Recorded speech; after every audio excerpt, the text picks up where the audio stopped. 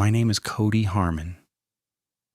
I was 36 when this started, and if you had asked anyone in Oak Ridge what kind of man I was, they would have told you I was useful, predictable, and not given to stories.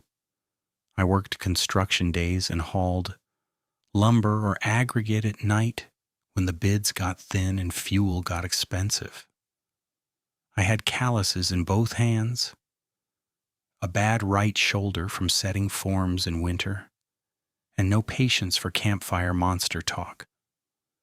I never believed in anything that could not be measured, repaired, or backed up to a trailer and moved with a diesel. So that was the framework I trusted, and it held until it did not.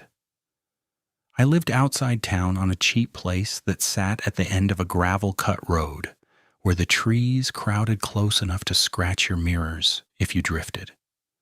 The retiring logger who sold it to me still called it the rental house because he had leased it to mill hands for years. And the name stuck even after I signed papers. It was a squat one-story place with aluminum siding, a sloped roof patched in 3 shades, and a woodshed leaned hard to one side like it was tired of standing. Behind it, the property dropped toward a drainage ditch lined with alder and blackberry. Beyond that was mixed timber, thick and wet most months, and then miles of company land where roads existed only until rain erased them. I liked that kind of place because it didn't ask much conversation from you. I could get up at 3:45, scrape frost from the truck when it was cold, and be in the diner by 4:30 with the same order as always. Black coffee, 2 eggs, hash browns crisp, toast dry because butter on a work morning made me sluggish. Margot behind the counter would set the mug down before I sat, and if I looked tired, she would tip the pot and top it without asking. Most mornings the room smelled like bacon grease and wet Carhartt jackets, and the talk was weather, load limits, and who had slid into which ditch. If someone started on lights in the hills or things seen on old logging spurs, I tuned out and checked dispatch texts.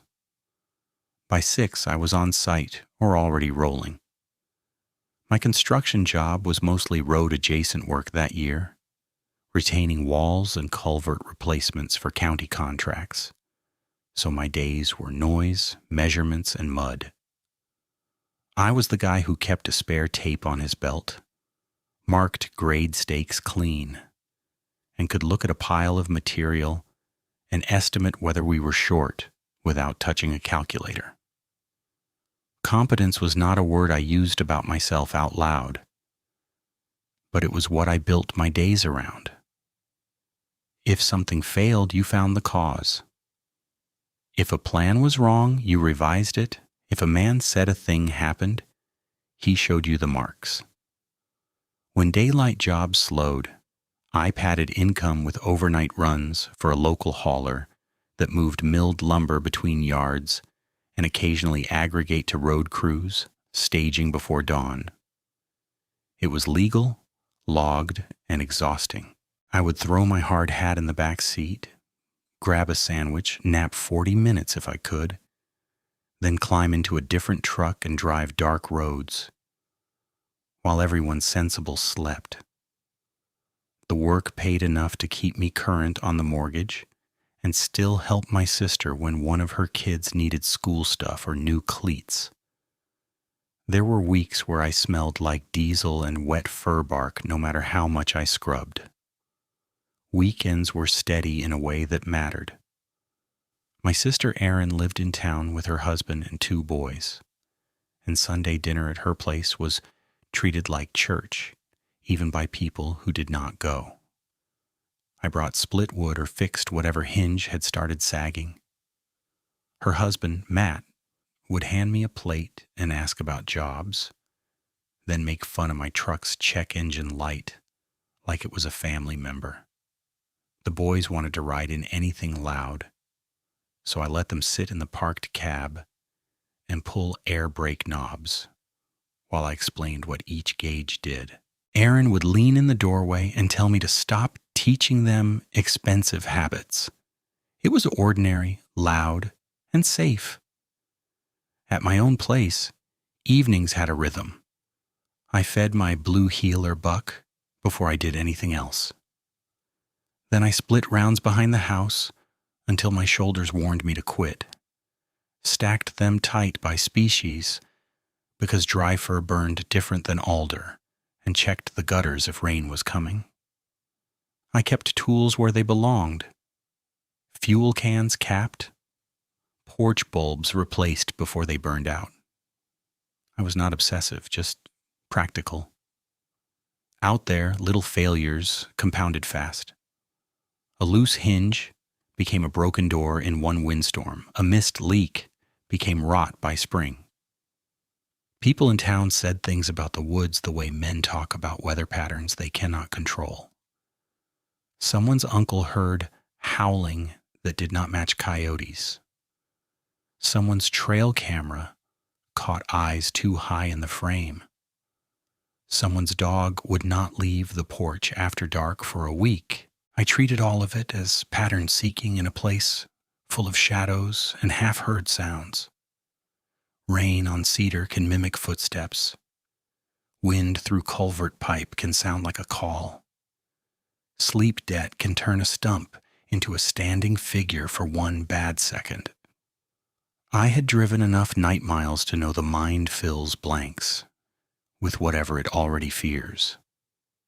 That confidence made me careless in one specific way. I assumed my interpretations were always cleaner than everyone else's. If a neighbor said something felt wrong in his back pasture, I translated it to cougar sign and moved on.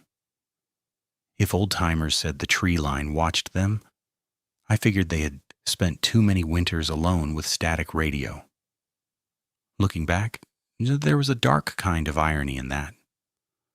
I believed I was immune to being rattled because I had a framing square, a floodlight catalog in my truck, and an answer for every odd noise. I thought I knew what to expect out there. By the second week of October, the rain had settled into that slow Oregon persistence that made every board slick and every ditch smell like wet leaves. Night came earlier. Fog started collecting in the low cuts before full dark. Buck changed first. He was not a nervous dog. Blue heelers can be pushy, stubborn, and loud about boundaries, and Buck had all of that. He would chase deer off the ditch edge, bark at raccoons, raiding feed sacks, and trot straight into blackberry tangles without a second thought. Then one evening, while I was stacking split rounds behind the woodshed, he walked out to the corner of the pile, froze, and backed up so fast he knocked into my shin. His ears flattened hard against his skull. He gave this low whine I'd never heard from him. Not pain, not warning, more like a refusal. I crouched, checked his paws, looked for a thorn, then stood and scanned the tree line. Nothing moved.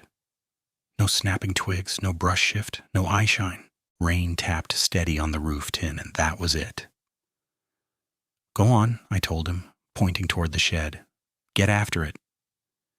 He stayed pressed to my leg and stared past the woodpile like something stood there that I could not see. I brought him inside and told myself he had smelled a cat. Cougar, maybe. We had them through there. And they moved silent enough to make a brave dog reconsider his life choices. I shut the back door, washed up, and ate, standing at the counter while Buck paced between the hall and the kitchen, checking windows. The next evening he refused the yard again. Same corner, same pinned ears, same thin whine that climbed when dusk settled. I took a flashlight and walked the fence line in boots and rain shell. Beam low to catch prints. I found raccoon tracks by the ditch, old deer cuts in mud and a tangle where something heavy had pushed through ferns.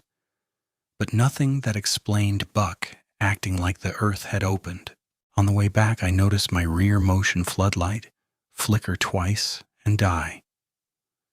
The side yard light stayed on, front porch stayed on. Only the rear went black. Bad wiring, I figured. That house had been patched by 3 owners and 2 cousins with opinions. On the 3rd evening, I finished a short aggregate run, got home just after 9, and killed the truck by the woodpile. Rain had eased to mist. The yard was slick, and the fur rounds dark with moisture. Buck would not jump down from the cab until I clipped his lead and physically guided him to the porch. He planted all 4 feet at the top step and looked over my shoulder toward the back corner, silent and rigid. That was when I saw the tracks. They were in the wet loam behind the stacked rounds, where I rarely stepped because the ground stayed soft. At first glance, I thought oversized dog, maybe someone's crossbreed running loose. Then I got closer with the flashlight and my stomach tightened for reasons I did not want to name. Each print was long, longer than my hand, and deep enough that water had already begun pooling in the front edges. The claw marks were not splayed like a slipping animal. They were punctures, deliberate and clean, as if whatever made them placed weight carefully before pushing off. The spacing was wrong, too. Not a broad bear shuffle. Not the pattern I knew from coyotes or neighborhood dogs. The line ran parallel to the woodpile, then angled toward the woodshed wall, and ended where gravel started. I set the flashlight down, squatted, and held my palm beside one print.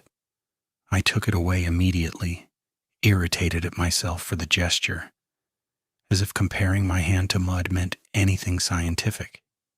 Then I went to the truck, grabbed a tape measure, and came back. 11.5 inches from heel impression to claw tip on the clearest one. Narrower than a bear print that length should have been. Deeper than a dog that length could reasonably press unless the ground was soup. It was not soup. It was wet loam over packed clay. And I knew that ground because I had graded part of it myself. I checked for hoof splits. None. Checked for overlapping prints that might fake size. None. I followed what I could to the fence line, where impressions got muddled in blackberry roots and disappeared. Buck stood on the porch with his head low, not barking. Inside, I spread a county wildlife pamphlet on the table and tried matching outlines. Black bear front track was wider. Rear track had a different heel shape. Cougar was rounder with retractile claw behavior that did not fit visible punctures. Wolf did not fit region or scale. Big feral dog still made the most sense on paper except for depth and stride. I sat there with wet cuffs and told myself paper mattered more than gut feeling. Over the next 3 nights, small things piled up in ways that felt patterned. The rear motion light failed again after I replaced the bulb and tightened the housing, 2 houses down. The Renshaw's chickens went dead quiet before midnight. Not stirred, not clucking, just blank silence, like someone had cut sound. The frog chorus by the drainage ditch, which usually ran like static under everything, shut off all at once while I was carrying in groceries. 1 second noise, next second none. Not fading, gone. I tried to make each piece ordinary on its own terms. Faulty fixture, predator nearby, temperature drop, seasonal shift. I stacked those explanations like scrap lumber, quick and neat. But they did not lock together right. The underlying tension was this. Each event could be normal alone. Yet their timing around the same section of yard suggested attention, routine, and intent. That was the thought I resisted. On Friday at the diner, I mentioned the tracks to a guy from my crew while we stood by the coffee station.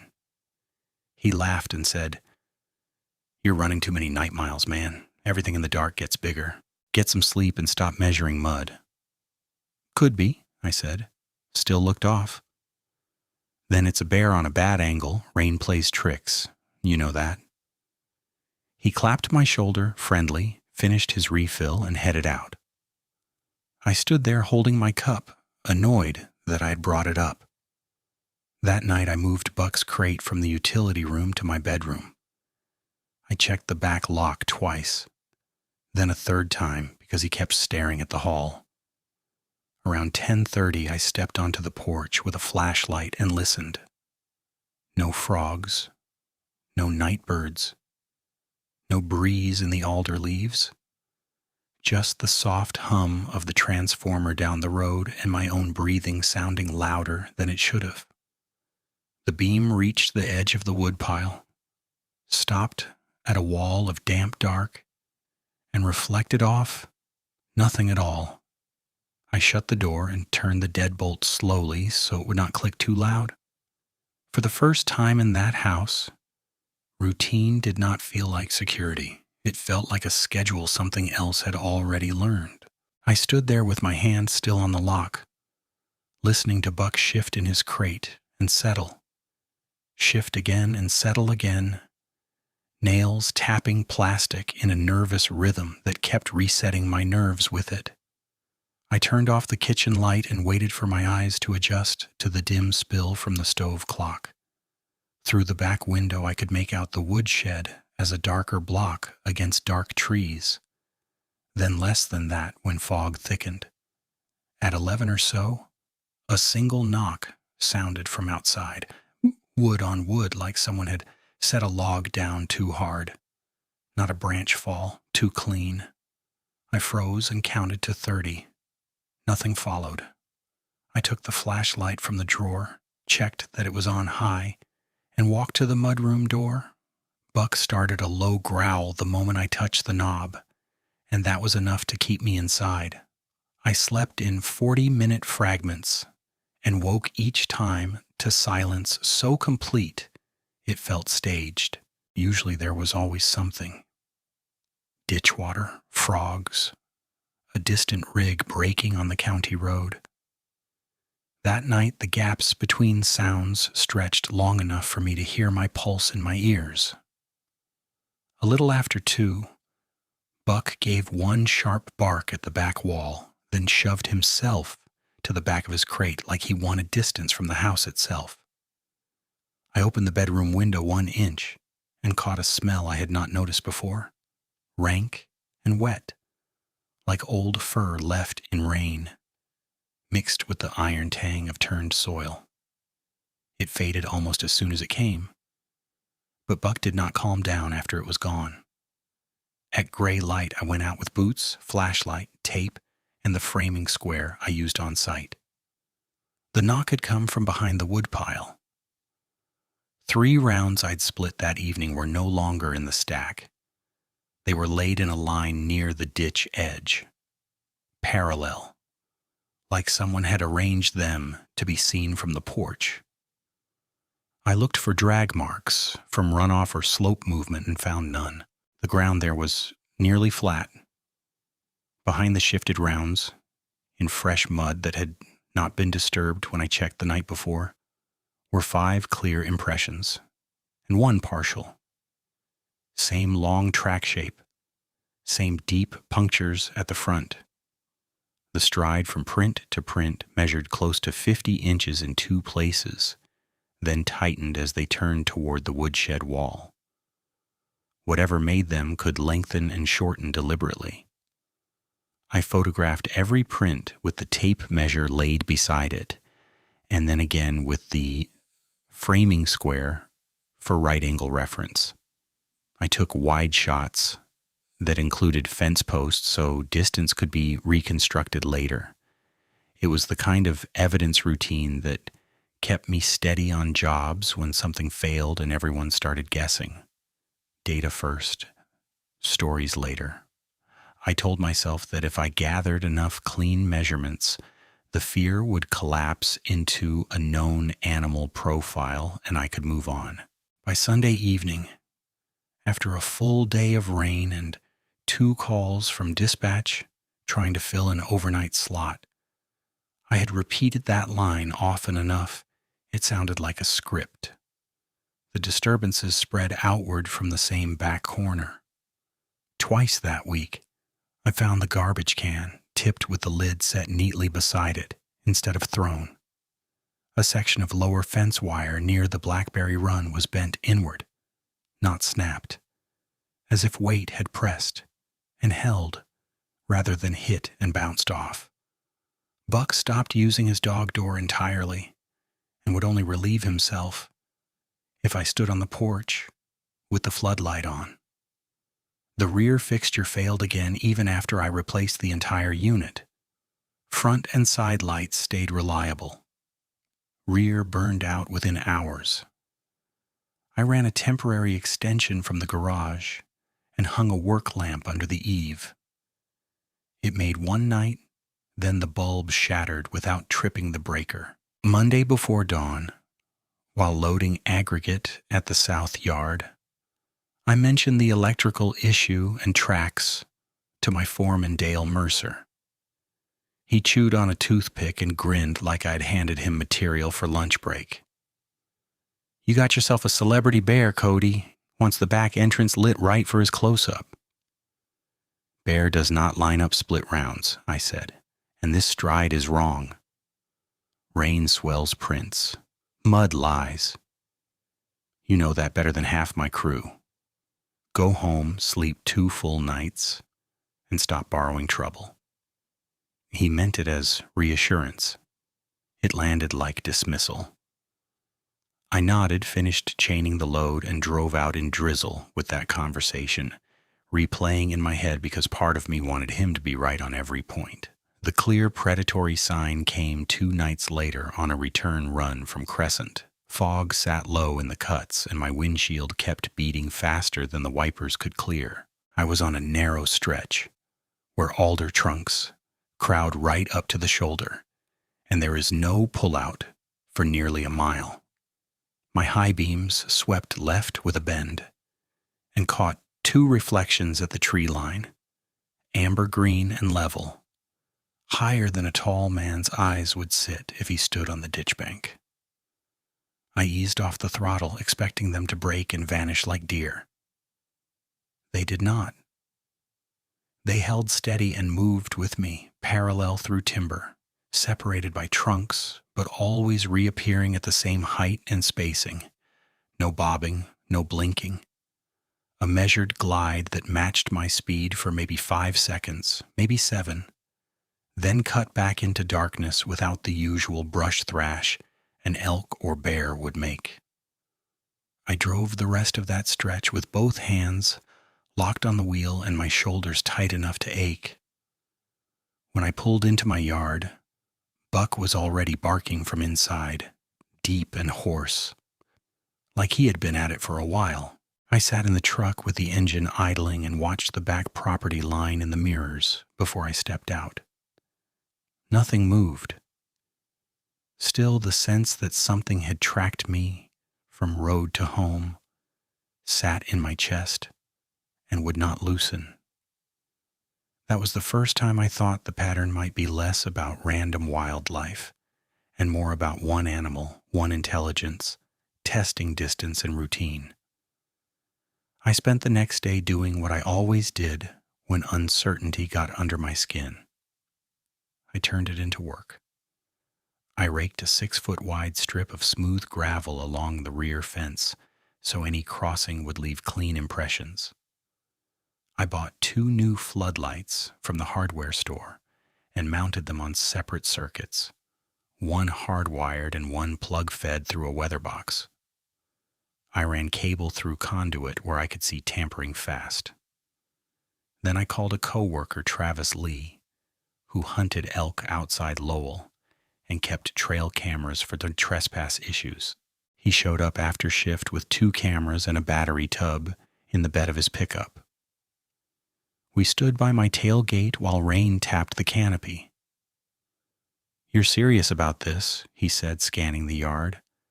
"I figured you were just venting at lunch." "I need clean footage or clean proof I am overreading noise." He looked toward the woodshed, then down at Buck pressed against my leg. "Dog says you're not overreading. Place him on the corner and one at chest height on that alder. No bait. If you bait, you alter movement." "You ever see tracks like these?" I held out my phone photos. He swiped through 5 images, jaw tightening. "Not saying what they are. I am saying I would not walk this line alone after dark." That was the closest thing to validation I'd heard, and it came from a man who spent half his fall sleeping in wet timber. I placed one camera low near the woodpile corner, and another higher on a tree facing the fence bend. I tested both with a walk by at dusk and watched the red indicators blink. At 9:30, I checked the feeds from the porch, then went in and sat at the kitchen table with wildlife guides open on my laptop. I compared toe alignment, pad shape, and stride charts from state resources, predator tracking forums, and a university extension PDF that broke down gait patterns in wet substrate. Black bear still failed on width and toe arc. Cougar failed on claw visibility and stride consistency. Oversized dog remained the least bad fit until I factored depth and track clarity under moderate rain. Then it failed too. The decomposition of possibilities was non-trivial, and each mismatch added pressure rather than relief. Thursday afternoon, I took printed photos and measurements to the county substation. Deputy Nolan Pierce met me at the front counter, looked at the pages, and rubbed his thumb over a coffee stain on the top sheet, like he had seen this exact scene too many times. "Prints deform in weather," he said. "People step near them, runoff changes edges, scale gets weird fast." These were measured same morning, multiple angles, fixed references. I hear you. But if I dispatch patrol every time someone thinks they got monster tracks, I will never clear traffic calls. I did not say monster. I said large predator near residences. He gave me a long look, then lowered his voice. "Keep your lights up, secure food sources, and call if there is direct threat. But do not start panic stories. That stuff spreads and causes problems we do not need." Problems. Tourism, permits, public noise, whatever list sat behind his eyes. I left with a pamphlet on wildlife conflict and a hollow feeling that formal channels would only engage if someone got hurt. Erin called that evening while I was tightening conduit straps. I put her on speaker and kept working because I could not stand still. "You sound worn out," she said. "Matt says you're taking every extra run." "I am cutting back the night shifts for a bit. Something's off out here." "Off how?" Tracks behind the woodpile, lights failing in one zone, Buck acting like he wants to crawl under the floor. A pause. Then her practical voice, careful and soft. "Could be fatigue stacking on anxiety. You run yourself thin, Cody. Come eat with us Saturday and stay in town a night." "Maybe. I just need data first." "You need sleep first. Data is not going anywhere." She was trying to steady me, and I appreciated it even while I resisted it. We ended with her making me promise to text when I got in from any late run. That night, the lower camera triggered 23 times between 11:12 and 1:08. Most clips were rain streak, branch movement. Buck pacing inside, visible through the window. Clip 19 stopped me cold. 4 seconds. The edge of frame showed a forelimb crossing from right to left, too long relative to the post in view, ending in a hand-like shape that flexed as it bore weight. The claws caught IR light, pale against dark fur. No full body, no head, just that partial movement and a shoulder mass disappearing out of frame without sound. I replayed it until the pixelation broke detail apart, then copied the file to laptop, external drive, and a spare USB. The next morning, the high camera card read as blank, though battery and timestamp showed it had recorded overnight. File structure was there, 0 playable clips. Physically intact card, no corrosion, no visible damage. I reformatted and reset it, irritated enough to curse at a tree like that would fix anything. By the first week of November, my routine had narrowed to work, evidence checks, hardware upgrades, and short sleep. I tied bells on the back gate, set an old contractor radio on the porch to cycle talk stations at low volume, and kept my shotgun cleaned and staged, but unloaded near the bedroom safe because I did not trust jumpy decisions at 3 a.m. Every step had a rationale. Every rationale felt thinner than the night before. I tried to convince myself fear was just fatigue wrapped around ambiguous signs. I knew that line by heart. It no longer held. On Sunday, just after midnight, Buck woke me with a sound I'd never heard from him. Not bark, not growl, more like a strained warning pushed through clenched teeth. The bells at the back gate gave one sharp jolt and went still. Then came a slow scrape across the siding by the mudroom, high enough that no dog could reach it, high enough that I felt my scalp tighten before I stood. I took the flashlight, opened the bedroom door 1 inch, and listened. 3 deliberate footfalls crossed the wet gravel toward the woodpile, heavy, controlled, not hurried. I did not go outside. I kept Buck behind me, called dispatch, and gave my address with my voice steady by effort. While I waited for headlights that took 19 minutes to arrive, something paced the far side of the yard in arcs I could map by sound alone, always just outside the spill of the one floodlight still working, as if it understood exactly where visibility ended.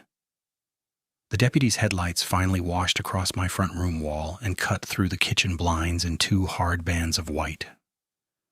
I checked my phone and saw 19 minutes exactly since I had hung up with dispatch. Buck was still braced behind my knees, every muscle rigid, his breath coming fast through his nose. I opened the front door before Nolan Pierce even killed his engine, because standing in that house, listening to movement I could not see, had become worse than stepping into the rain. He got out with a younger deputy I hadn't met, both in dark jackets shining with mist, flashlights already in their hands. I walked them straight to the side yard and pointed to the back corner where the pacing had tracked just outside the light spill. My voice came out level by effort, not calm. Heavy steps on gravel, 3 passes at least. Scrape on siding by mudroom shoulder height. Bells on the back gate rang once.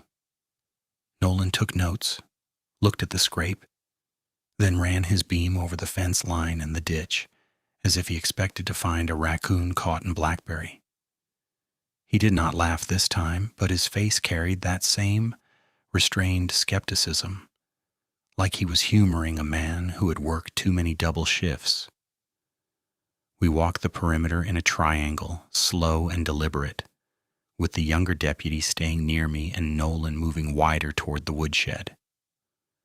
Rain beaded on my flashlight lens and softened everything beyond 20 feet into wet gray. The gravel strip I had laid by the rear fence held only partial disturbance, compressed sections with no clean track definition, as if weight had pressed down and lifted without rolling through a full step. Nolan crouched, touched the gravel, then straightened and said, "Could be deer crossing weird." could be runoff collapse from the edge. I looked at him, then at the fence wire bent inward at knee height, where nothing with antlers should have threaded clean. The younger deputy followed my gaze and did not comment. We circled toward the woodpile, and I showed them the earlier prints and photos with tape references and framing square angles. Nolan flipped through the images under his beam, jaw tight, then handed the phone back. You're doing the right thing documenting. Keep doing that. But tonight I have no active animal in view, no attack, no trespass suspect I can identify. That was the official frame. No active threat because it had timed itself around response windows. Then I saw them. Not movement first, not shape. Eyes. 2 points of amber-green reflection in the timber line. Beyond the ditch, set well above the top rail of my rear fence, steady and level as if mounted on a shelf. They were maybe 30 yards back where alder gave way to darker fir, just inside the edge where flashlight beams start to lose detail and glare tricks your depth. These did not flicker like droplets catching light. They held. I felt my chest tighten hard enough that my next breath stopped halfway. There, I said, louder than I meant to. Left of that split trunk, above the fern break. You see that? Nolan swung his beam and the reflections vanished instantly, not with the springing bounce you get from deer bolting, not with brush thrash, just gone as if a switch had been cut. The younger deputy swept wider, searching for eye shine lower to ground. Nothing. Nolan lowered his light and said, "Could have been owl reflect-off angle." I knew owl eye shine. I had watched barred owls from this porch for 2 winters, round and wide and always tied to a branch line. These had been forward-facing, spaced too far apart, and fixed at a height no perched bird on that line could hold without silhouette. I said none of that out loud, because I could hear how it would sound and how he would file it. We finished another pass with no additional contact. At the front walk, Nolan paused under the porch light and told me to call again if there was direct approach to the house, property damage in progress, or visible animal threat. Then he added softer, "Get some rest if you can." They pulled out, tail lights shrinking down the gravel-cut road, leaving me with rain hiss and Buck's low, continuous growl. I did not go back to bed. I set a camp chair in the mudroom doorway, kept the interior lights off, and watched through the glass, with the flashlight resting across my thighs. Around 3, fog thickened enough to turn my yard into layers. Porch, then a gray curtain, then black beyond it. I tried to anchor myself in measurements the way I did on site, when a wall looked off by eye. Fence top was 48 inches. Woodshed eave was just under 7 feet, at the low side where I had replaced fascia last spring. If eyes reappeared above that fence line by more than 2 feet, I could estimate head height with tolerable accuracy, even in poor conditions. It sounds cold now talking like that, but data gave me structure when adrenaline made everything feel fluid. At 3:17 by the stove clock, Buck stood and pressed his nose to the lower pane. He did not bark. He made a soft, strained noise in his throat and leaned back into my shin. I followed his line and caught the reflections again, this time farther right near the bent fence section. Amber green, wide set, level. I set the flashlight on low, so I would not wash out the view, and used the fence as baseline. The eyes sat a little over 2 feet above the top rail. That put them close to 7 feet off ground, possibly more if the animal was on the slight rise by the ditch bank. They tracked left 3 feet without vertical bob, then stopped. No visible head outline, no shoulders, just those fixed points and darkness wrapped around them like felt. I stayed in that doorway for what felt like an hour but was probably less than 5 minutes. Terror arrived in layers rather than one clean spike. First came disbelief, the stubborn impulse to label it anything known. Then came professional checking, distance, elevation, angle. Then came a physical reaction I could not reason away, a flood of cold across my arms and scalp that said predator before thought caught up. I kept testing mundane explanations anyway, because abandoning them meant stepping into a reality I did not have room for. Reflective tape on fence? No. Wrong location and movement. Neighbor light refracting through rain? No neighbor rear light faced this direction and the color was too concentrated. 2 separate animals aligned by chance?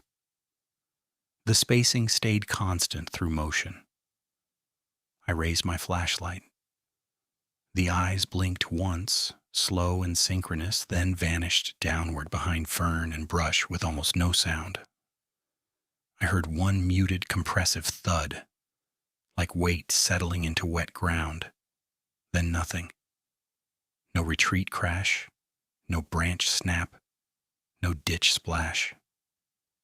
Buck backed away from the door and tucked himself under the kitchen table, shaking.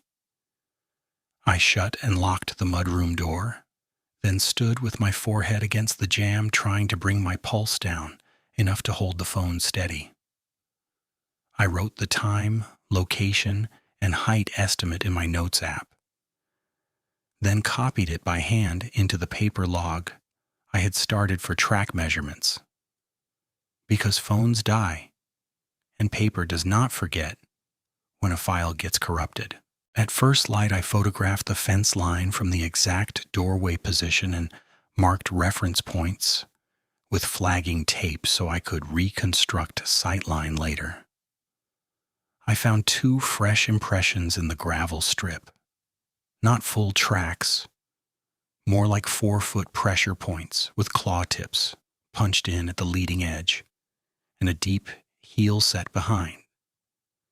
The spacing between them suggested a pause rather than a run. It had stood there and watched the house. That conclusion settled in with a weight that made coffee taste metallic.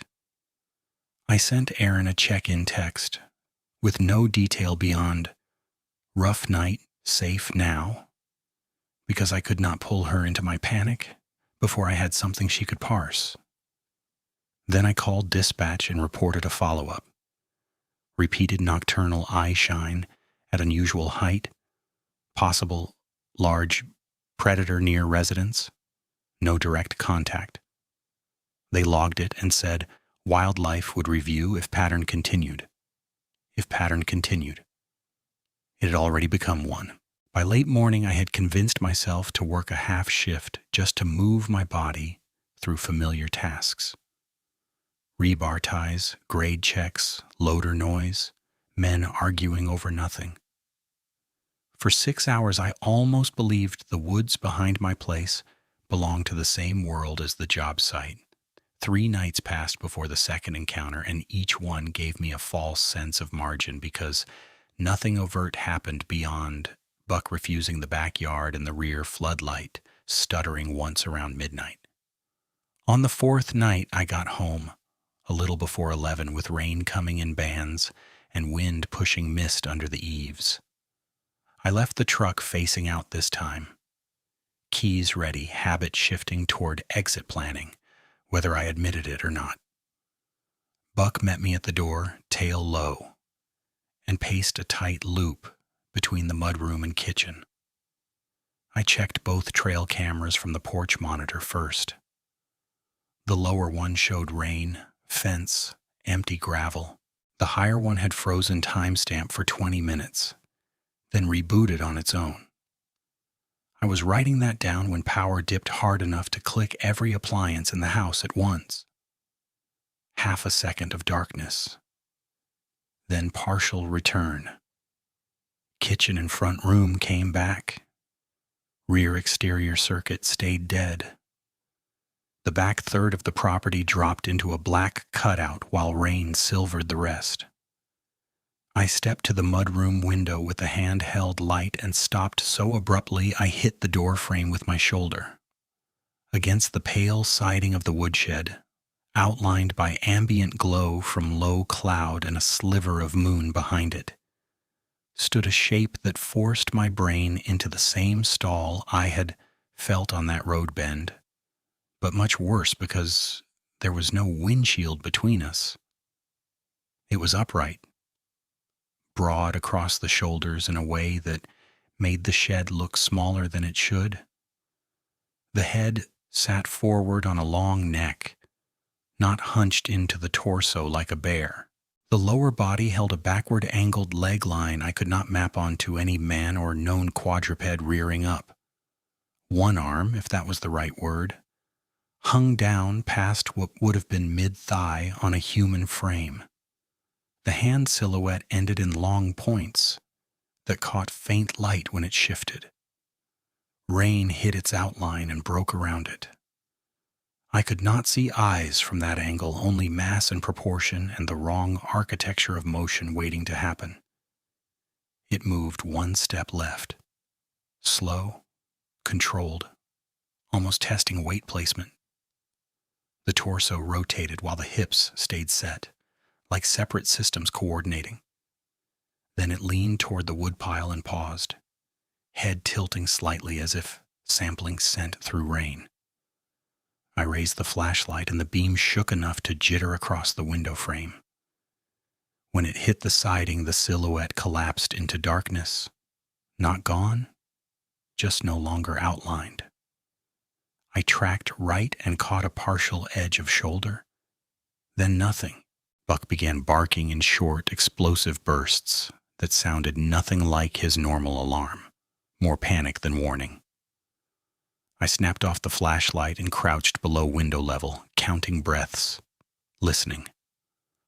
One heavy footfall on gravel, another near the mudroom wall. Then silence so complete I could hear a drip from the sink faucet across the room. I called Travis instead of dispatch first, which tells you where my trust had shifted. He answered on the second ring, voice thick with sleep. Cody, you good? No, it's here, at the shed. Upright, big, wrong. Rear power just dropped again. He was quiet for half a beat, then fully awake. Stay inside, and lights off in your rooms so you can see out. Do not open that back door for anything. I'm 25 out if roads are clear. Dispatch first? Call them too, but call now and keep your keys on you. That was 80 words of practical instruction and no mockery. I did as told, notified dispatch, and got the same response pattern as before. Unit en route, maintain shelter, report if contact escalates. While I waited, the silhouette reappeared twice at the edge of sight, each time only enough to confirm scale and posture. Once it crossed between the shed and alder line in 3 strides that were almost noiseless for the mass I was seeing. Shoulders rolling with controlled power and knees flexing backward before extending. Once it stood by the rear fence and leaned in toward the wire without touching it, head turning toward the house as if calculating distance to door. I caught that profile for maybe 2 seconds in a gap of rain. Elongated muzzle, ear points laid back, neck too upright for anything my brain recognized as animal behavior I had grown up around. Fear changed texture in that moment. Up to then I had been fighting uncertainty. This was recognition, and recognition stripped away options. I knew I was not dealing with a bear misread in poor light. Bears do not hold upright posture that long with balance and intent. Men in suits do not move like that through mud. Any prank theory collapsed under the mechanics of what I had just watched. Still, when Nolan's cruiser finally turned up the road and his spotlight swept my yard, the shape was gone again, leaving only rain and the slanting woodshed shadow where it had stood. He searched with me, found no full tracks because the downpour had blurred edges into mush, and advised temporary relocation if I felt unsafe. He said it in a professional tone, not as an admission, and I took it anyway for what it was. Even he had run out of easy explanations. After he left and the house settled into wet midnight quiet, I sat at the kitchen table with Buck pressed against my chair and wrote 3 pages of alternate explanations I did not believe. Lighting distortion off the shed, stress plus sleep debt, misjudged scale through rain.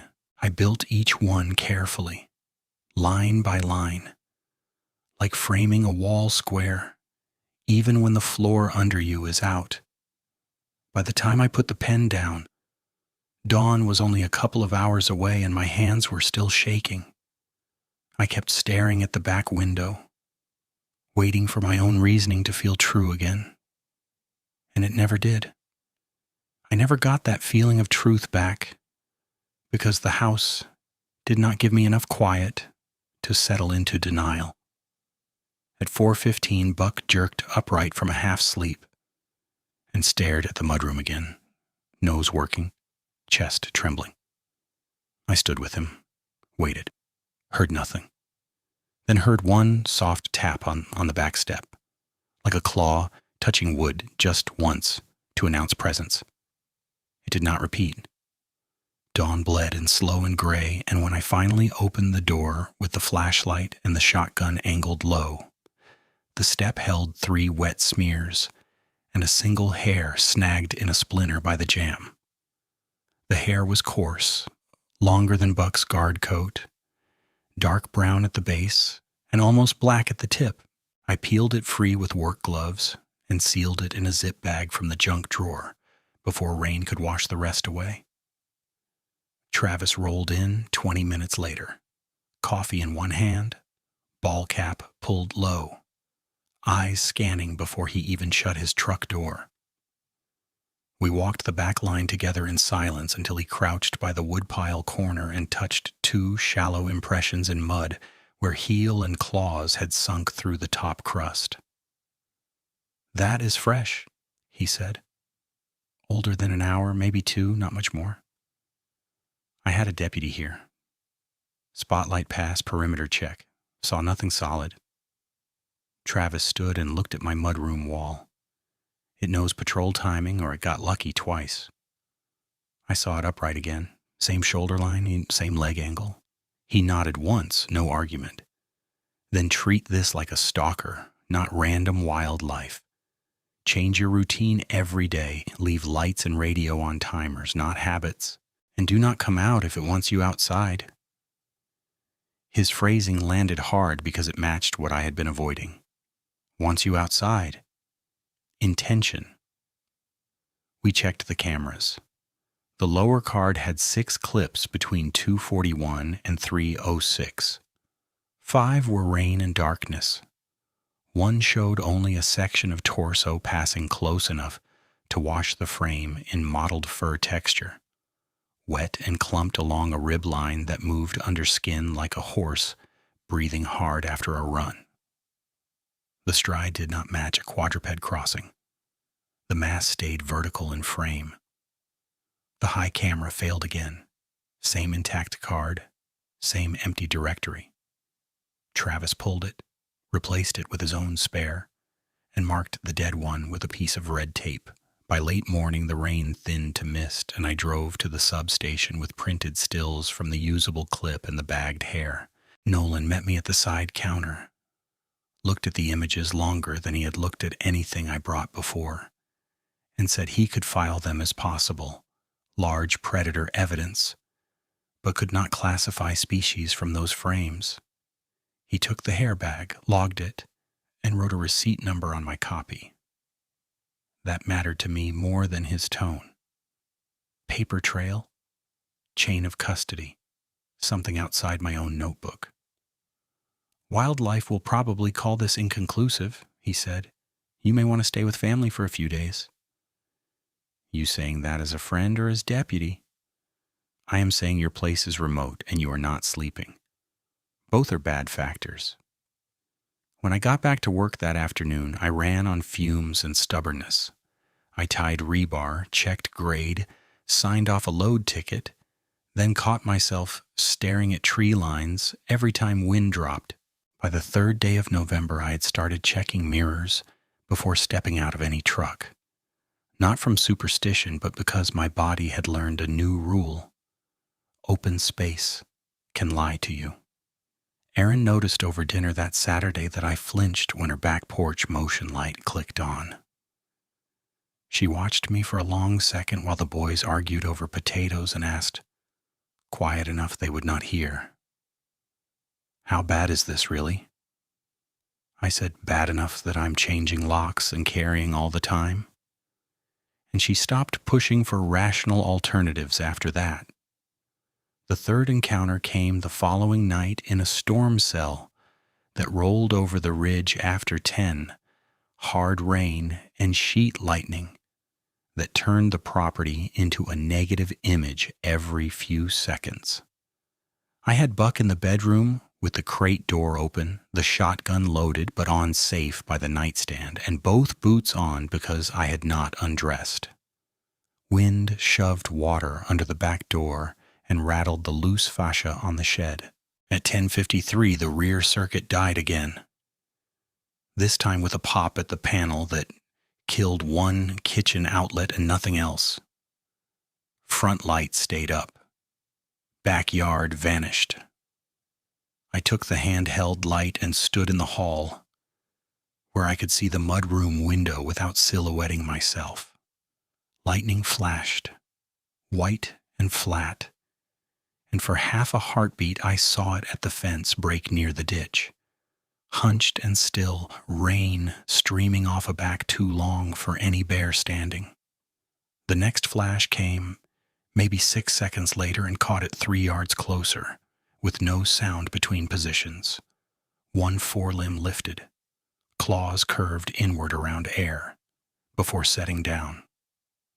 The fur along its shoulders was dense and coarse, black-brown with lighter undercoat showing where water parted it. Its chest was narrow compared with the shoulder spread, and the belly line tucked up like a canid even while the torso stayed upright. I told myself to stay low, keep angles, avoid the door. I tried to convince myself lightning distortion was stretching proportions, and my fear was doing the rest. Then a flash hit directly over the ditch and froze a partial side profile so clear my stomach dropped. Long muzzle. Lips, peeled enough to show teeth that were not uniform like a domestic dog. Longer canines forward and jagged premolaires behind. Its nose lifted and tested air in 2 short pulls. Not frantic sniffing, deliberate sampling. Then the head turned toward my window, as if it had found exactly what it was searching for. Buck made a choked bark and backed into my legs. The creature moved again, and this time I heard it. Not heavy crashing, just a soft, compressive thump, thump.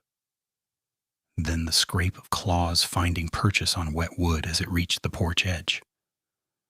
Lightning flared and gave me the clearest fragment yet. One forelimb braced on the railing post. The limb ended in a hand-like structure with long metacarpal lines. Not a paw pad spread, 4 thick digits, tipped with pale claws, plus a shorter inner claw that flexed independently as it gripped. Rainwater ran from those claws in thin lines.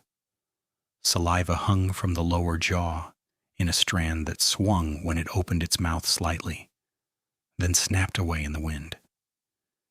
It stayed there, half shielded by darkness and rain, and peered through the glass panel of the mudroom door at a height that put its eyes above the top of the frame.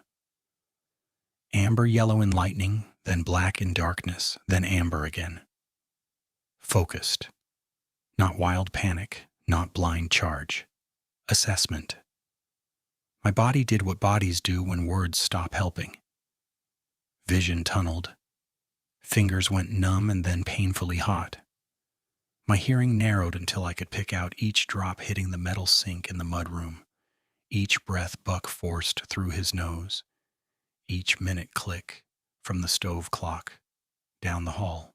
I brought the shotgun up to my shoulder from behind cover and tracked the shape through the doorway, muzzle low, because I would not fire through glass at uncertain angle with my own wall behind it. It leaned in, pressed one claw tip to the door handle, and nudged down. Metal clicked once. The handle moved maybe a quarter inch and stopped on the lock. It did not paw randomly, it tested function. I do not know what sound I made, but it answered with a deep, rough exhale that vibrated through the door panel and into the floor. Then lightning struck close enough to crack overhead, and in that violent white burst, I saw the left side of its face in full partial detail. Wet fur matted along cheek, scar tissue or old healed ridges across the muzzle, ear laid flat against skull, eye narrowed with concentration. It dropped from the porch in one fluid motion, landing in mud with almost no splash for its size, and crossed toward the woodpile in 3 glide steps that looked wrong because the upper body stayed level while digitigrade legs absorbed impact below it. I held my position and counted to 60 twice before I moved. When I finally risked a look from the bedroom window, it was by the woodpile, back turned, head angled over its shoulder toward the house. Another flash. Gone from that spot. Next flash. At the alder line. Then nothing except rain and the old radio on my porch, hissing low talk into empty dark. I called dispatch and gave a clipped report. Large predator at door, attempted handle manipulation, immediate retreat into timber. This time they sent 2 units and wildlife on call by phone. Deputies arrived in 12 minutes. Lights cutting the rain. They found deep impressions at the porch steps and a gouge on the exterior handle where metal had been scored. Nolan looked at that gouge for a long moment and said, "I cannot explain this away tonight." Wildlife still did not roll out because of weather, but they told me to secure all attractants and evacuate if activity repeated. Nolan wrote, "Attempted forced entry by unknown large animal" on the incident line and had me sign the statement. Seeing those words on official paper did not calm me. It made the whole thing more real. By morning, the storm had moved east, leaving low fog and standing water around the shed. That was when the second part of it started. The part that made me understand I was not just sharing territory with a dangerous animal. I was being studied. My framing square, the one I had used on the first prints, was gone from the hook by the mudroom bench. I thought I had left it in the truck, checked both cabs, tool bins, and garage pegboard. Nothing. Around noon, Buck began whining at the back window again, fixed on the fence bend. I walked out in daylight with Travis on speaker in my ear and found the square stuck upright in mud by the rear gravel strip, planted at a precise right angle like a marker flag. No drag path, no random toss. Set there to be seen from the porch where I took notes each night. "Do not touch it yet," Travis said through static. "Photograph from 4 sides first. Include house and frame so placement is obvious." I did, then bagged it with gloves. One inner edge had a faint smear that smelled rank and animal wet. No human fingerprints visible to my eye, just mud, water, and that smell. The next evening, my left work glove disappeared from the truck seat while I unloaded groceries.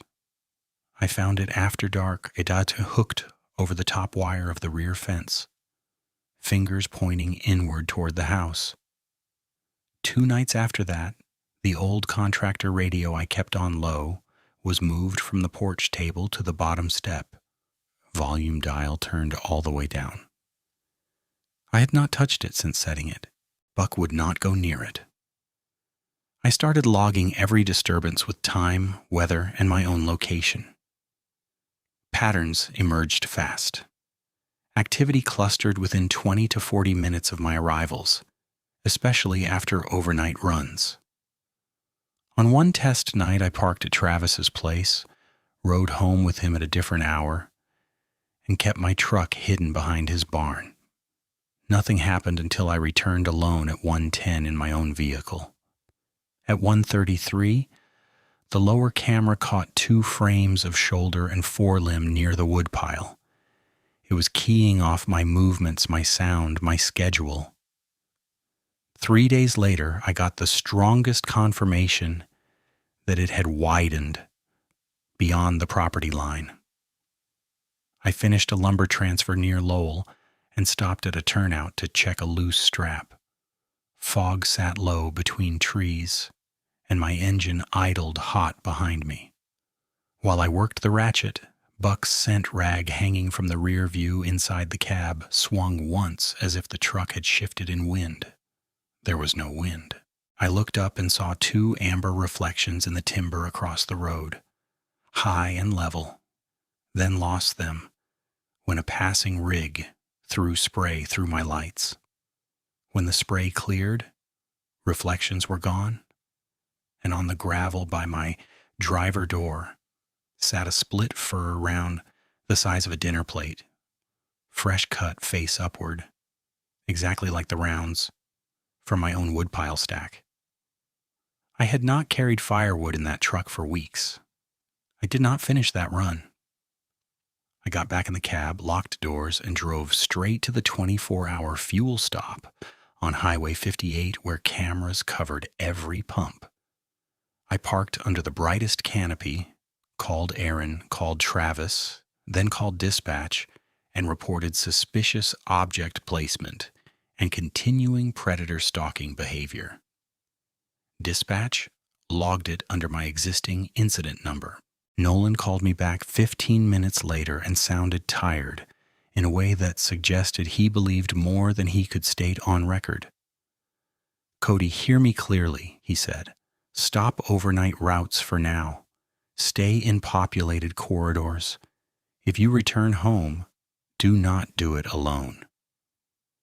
I can't keep pretending this is random. I am not asking you to pretend. I am asking you to stay alive. That line cut through all the noise. Stay alive meant pray, whether he used the word or not. I went home in daylight with Travis riding shotgun. We did a full sweep before stepping inside. At the woodpile, we found 3 rounds removed from the back row and lined up on the ground facing the porch, parallel and evenly spaced. Same arrangement as the first week, but tighter, almost like range markers. Behind them were 2 fresh impressions, deep 4-foot pressure and claw punctures, pointed toward the mudroom door. On the siding beside the window at about 7 feet high, 4 shallow vertical scores ran through wet paint down to old primer. Not random scratching. 4 measured lines, equally spaced. I stood there with the smell of wet fur and mud and old fur in my nose, and the truth settled into place with a cold precision I could not argue with anymore. This thing was not wandering through my yard by chance. It was mapping me, testing locks, testing lights, moving objects, answering routine with routine. The fear shifted from episodic panic to a steady operational fact, like learning a bridge is compromised while traffic is still crossing it. I was not dealing with one bad night or one bad animal. I was on a pattern line with a predator that could wait, watch, and adapt. And if I stayed predictable, It would close that line until one of us failed. I went quiet after saying that out loud, and Travis did too. Rainwater dripped from the eaves in a steady tick, and Buck stood behind my calves with his hackles up, staring at those 4 marks on the siding like they were still being carved. Travis finally let out a breath and said, "You can't sleep here tonight. I can't keep eating motel costs either. Then stay with your sister. It follows schedule and vehicle. If it keys off me, I don't bring that to her house." He looked at me like he wanted to argue and knew he could not beat that logic. We photographed the siding, the marks, the lined-up rounds, and the fresh impressions. Then he walked me through angles for one more camera placement that covered the driveway throat instead of the fence line. Practical steps. Keep moving. Keep thinking. That was all either of us had. I called wildlife again from the porch while he listened. The duty officer took my incident number, asked if there had been direct contact with a person, and when I said no direct physical contact yet, he told me they were overloaded with storm blowdown calls and could not send a field team until morning, maybe afternoon. "Continue avoidance," he said. "Do not engage large predators." I almost laughed at that, not from humor, from exhaustion. Avoidance only works when the thing wants distance too. Nolan called back 20 minutes later after dispatch flagged the new report. He sounded careful, like each word had to fit policy first and concern second. "We can do extra drive-bys tonight," he said. "I cannot station a unit at your property." "I'm not asking for babysitting. I'm asking if you believe me yet." A pause. Rain on his end too, faint through the phone. "I believe you have a credible threat. That is what I can say on this line." "Then what do I do when it comes to the door again?" "Leave early if you can. Stay in lit areas. If it closes distance and you are in immediate danger, defend yourself inside the law and call us the moment you have a safe window." That was the closest thing to permission I expected to get. I thanked him, hung up, and felt more alone than before. Officially, I had a threat. Practically, I had my own hands, my own truck, my own luck. By late afternoon, the clouds broke enough to throw a weak strip of light across the ditch. And for an hour, the yard looked like any other wet Oregon property in November. That false normalcy almost fooled me. I loaded Buck's crate, my paper logs, hard drives, and 2 changes of clothes into the truck. I planned to stay in town that night, but dispatch called at 6:30 asking if I could cover a short lumber transfer from the south yard to a county staging area because another driver had flu symptoms and they were behind on pre-dawn materials. I should have refused. Money and habit made me say yes. I told myself it was one run, paved route, in and out. I told myself I would finish, collect Buck from errands, and sleep on her couch until daylight. I dropped Buck at her place just after 7. Aaron opened the door before I knocked, took one look at my face, and pulled me into the kitchen without questions. Matt stood at the counter with his phone in hand and said, "If you need me riding shotgun tonight, I'll go." "I need you here with the boys. I'll be on main roads. Quick run." Erin crossed her arms. "You keep saying quick run like that changes what's happening. It keeps my bills paid while I get out of that house. Then get out faster." "I'm trying." She touched my sleeve, voice lower. "Text every stop. If you miss one, I call dispatch myself." "I will." I left Buck with her and drove to the yard. The first leg went clean. Load secure, paperwork signed, no odd reflections in tree lines, no dead patches in radio chatter. For 3 hours I lived inside normal truck problems. spray off passing rigs, one bad wiper blade, a strap that needed retentioning near Lowell. The narrow frame of tasks helped. At 11:42, I cleared the staging drop and headed back toward my place because I had to swap trucks before morning shift. I considered leaving the night rig at the yard and taking a coworker ride, but pride and fatigue make dumb partners. I drove home alone. Fog sat in the low cuts, thin at first, then thicker as I turned onto my road. My rear view showed empty gravel and no headlights behind me. The property came into view exactly as always. Mailbox leaning, cedar near the drive, porch light left on timer. I rolled through the gate, angled the truck toward the shed, and reached for the high beam switch to flood the back lot while I parked. The beams snapped on and pinned it in open gravel 15 yards ahead of my bumper.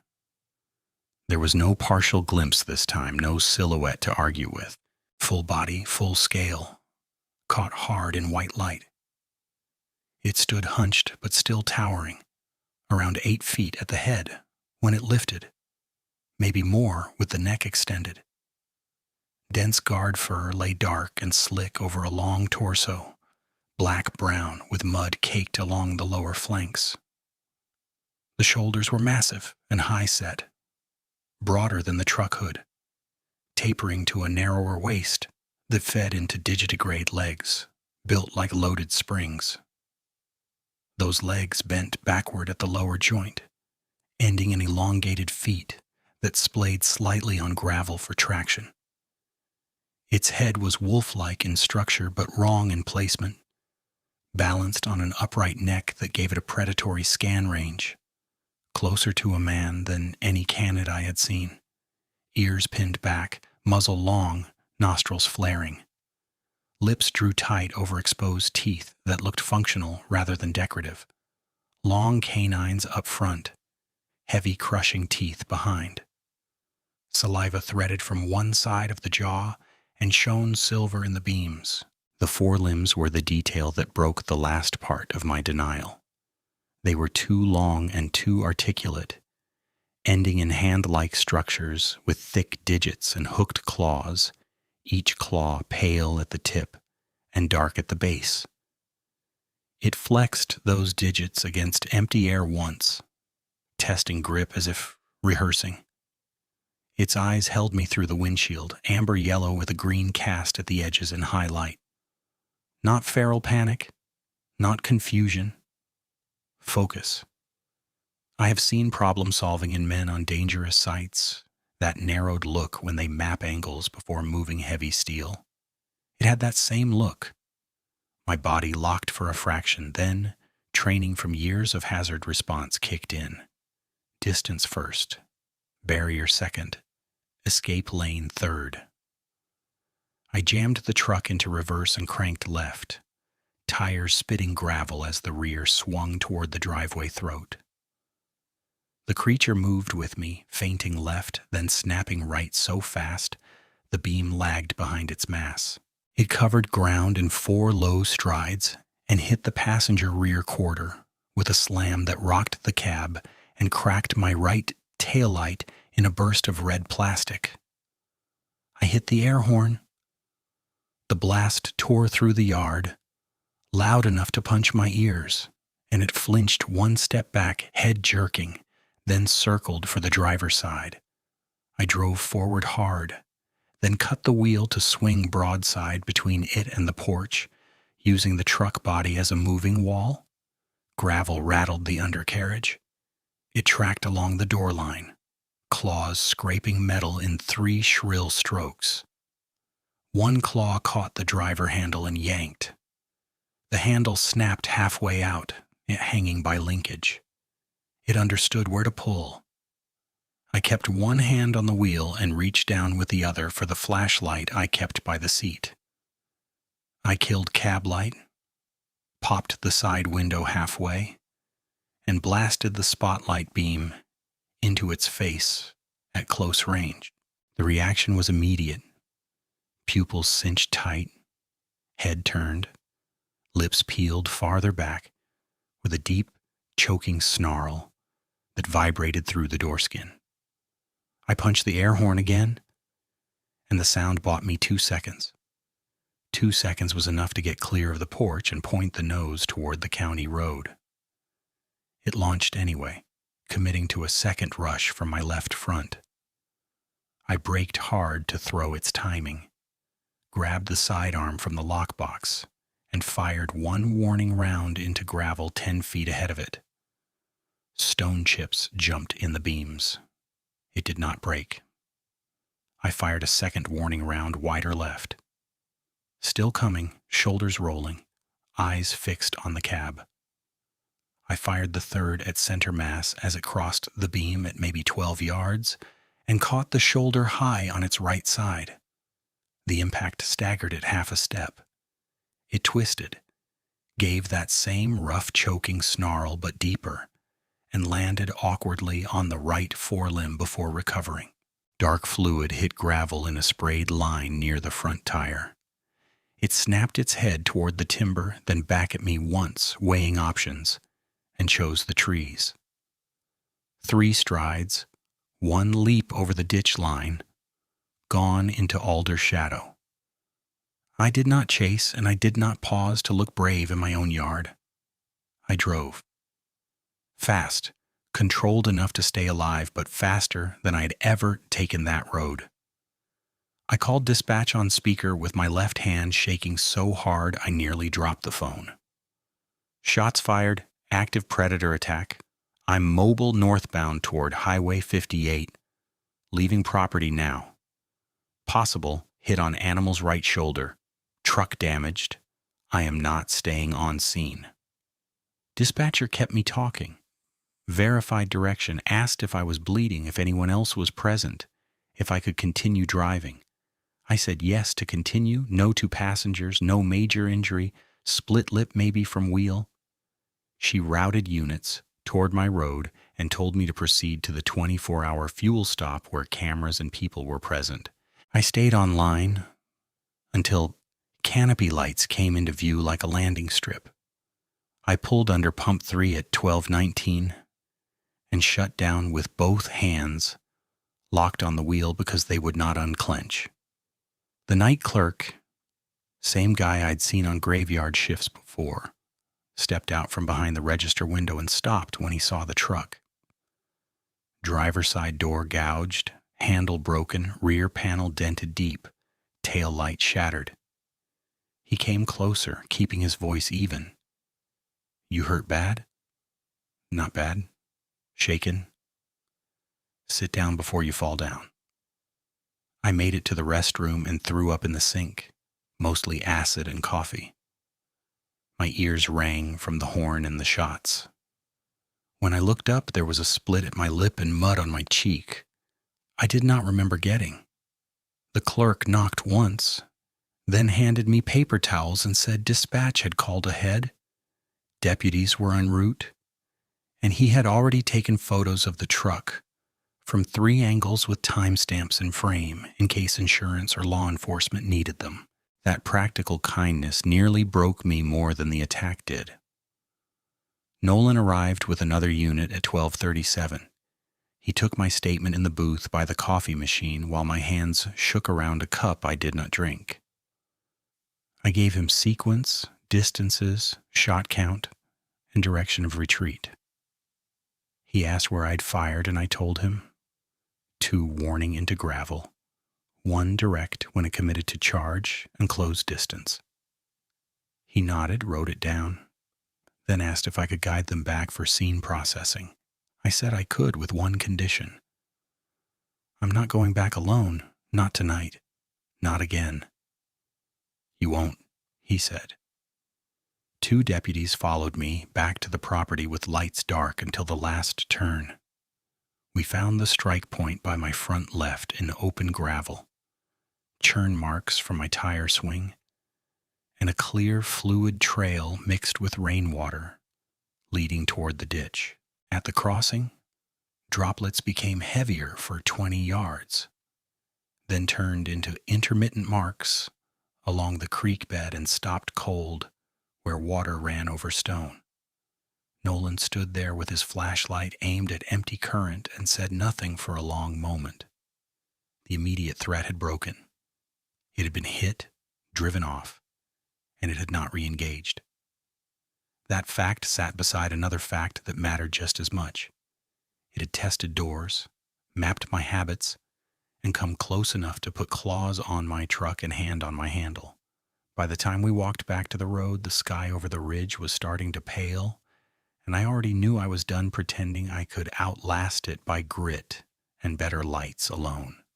By the time we got back to the fuel stop, my jaw had started chattering, even though the heater was on high, and I could not tell whether it was cold or shock.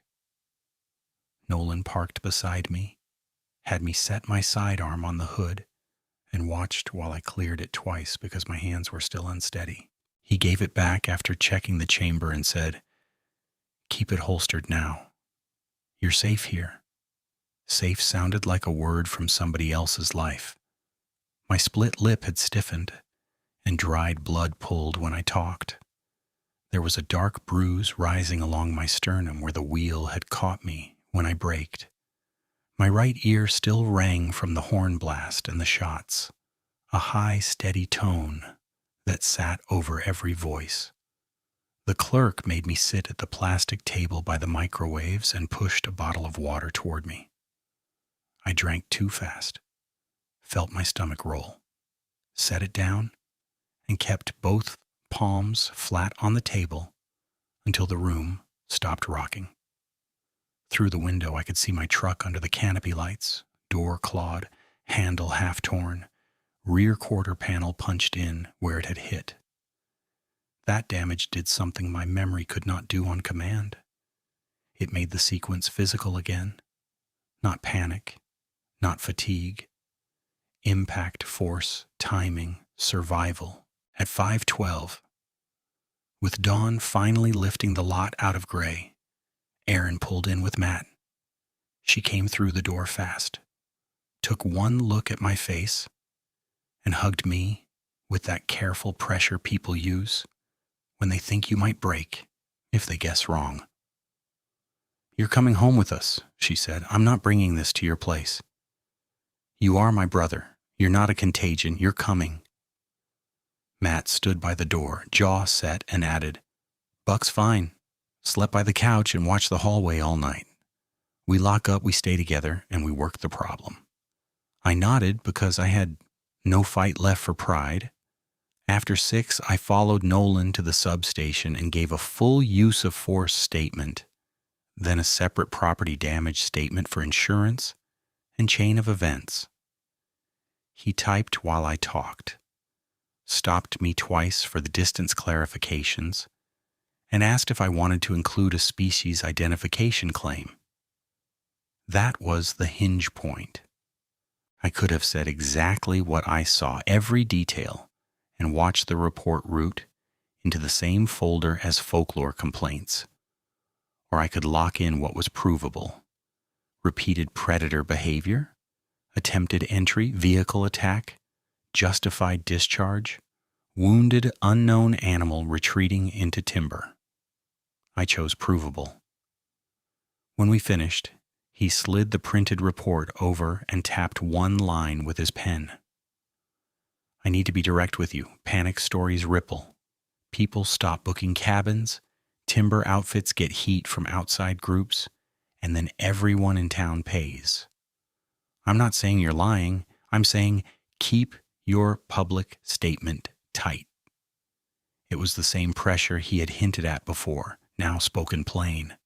I signed anyway and kept my own fuller account in my notebook. By noon that day, wildlife called back on the logged hair sample in the photos. The officer's tone was polite and distant, the kind used when institutions want closure more than truth. The hair was listed as degraded canid origin, insufficient markers for species-level certainty, due moisture exposure, and contamination risk. The porch handle gouge and siding scores were labeled possible claw contact by large predator. The track photos were non-diagnostic under rainfall distortion. I wrote each phrase down exactly because euphemisms matter when they become official record. I did not let evidence drift. That afternoon at Aaron's kitchen table, with Buck sleeping under the chair and Matt making coffee, I laid out every physical item and gave each one an endpoint.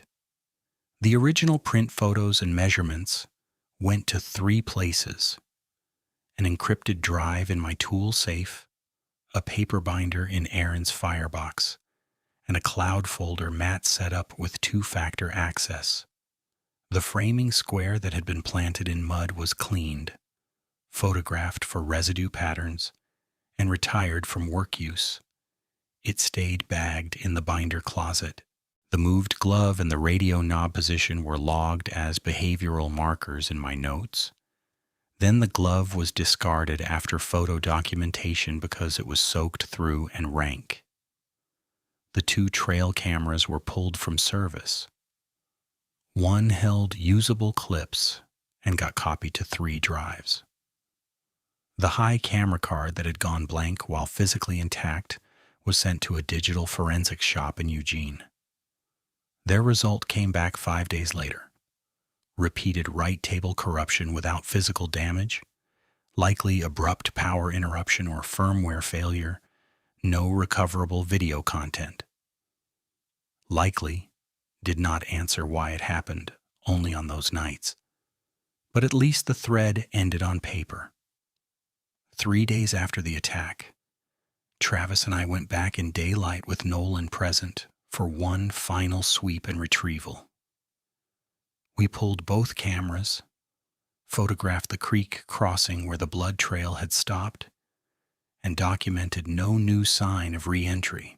Nolan watched the timber line longer than he needed to and said, low enough it did not feel like a formal statement. For what it's worth, I don't think you overreacted. I asked if he had seen anything in prior years that matched this. He stared at the ditch, gave me a loaded look I'd seen twice before, then said, I've seen reports that don't fit clean categories. He never elaborated, not then, not later. By the second week of December, I was in a realtor office signing a listing agreement I had not planned to sign for another 10 years. The agent, a practical woman named Lena Ward, who had sold half the road in one market slump or another, flipped through my photos of truck damage and asked if she should disclose wildlife incidents beyond standard language. Disclose what is legally required, I said. You'll take a hit on price either way in winter. I already took the hit. I listed below market and accepted the first clean offer from a cash buyer who wanted acreage more than comfort. We closed in 6 weeks. On move-out day, I stood in the empty back room while rain tapped the same siding where those 4 scores still showed through paint touch-up. I handed the keys to Lena in the driveway before dusk, because I had made one rule for myself. No more nights there, not for nostalgia, not for finishing chores, not for proving anything. Job changes came next, also in scenes I did not enjoy. I met Dale at the yard trailer at 6:10 on a Monday and told him I was done with overnight hauling. He leaned back in his chair. Temporary or done? Done. Day crews only. No isolated staging, no midnight routes. He rubbed his forehead and nodded. I gave you grief earlier. Shouldn't have. Keep your hours on civil side. We can make that work. That apology was brief, awkward, and real. A few guys still treated me like a campfire punchline for a month or 2. Those friendships faded on their own.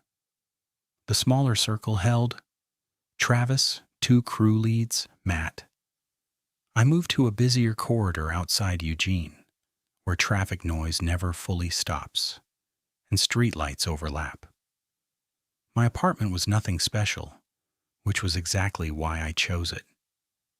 Ground floor unit with clear sight lines, 2 exits, and neighbors close enough that a yell would bring someone to a window. I installed redundant motion lighting anyway, plus a wired camera system with battery backup and local recording that mirrored to encrypted storage. I replaced the standard door screws with long anchors into framing, added secondary locks, and set check-in routines with Erin. Text at shift start. Lunch. Home. If she did not get one, she called. No exceptions. I carry legally now every day, not because I think a sidearm solves the woods, but because preparedness lowered the constant hum in my chest to something livable. I stopped accepting any job that required solo overnight presence in remote cuts. When dispatch asks, I say no without explaining. The first few times that felt like weakness. Now it feels like boundary discipline. Present day, I am alive, employed, and functioning. I run daytime construction schedules, sleep in 2 shorter blocks most nights, and see a trauma counselor once a month in Springfield. Therapy did not erase what happened. It gave me a framework to keep it from running every decision. I still wake at small noises. I still scan tree lines by reflex. When ambient sound drops out suddenly, especially when frog chorus cuts off near drainage water. I notice electrical quirks faster than most people, and I never ignore a dog that refuses a direction for no visible reason.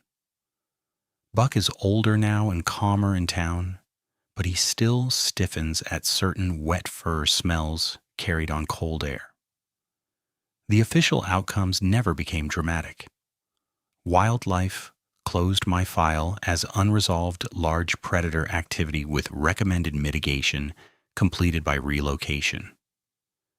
The deputy reports stayed in system under property damage and discharge review, both cleared as justified under threat conditions. Insurance paid for the truck panel, handle assembly, tail light, and paint. The night clerk's time-stamped photos were the reason they processed quickly. No one from county ever called to say they found a carcass or a den or a neat biological answer. No follow-up miracle footage appeared.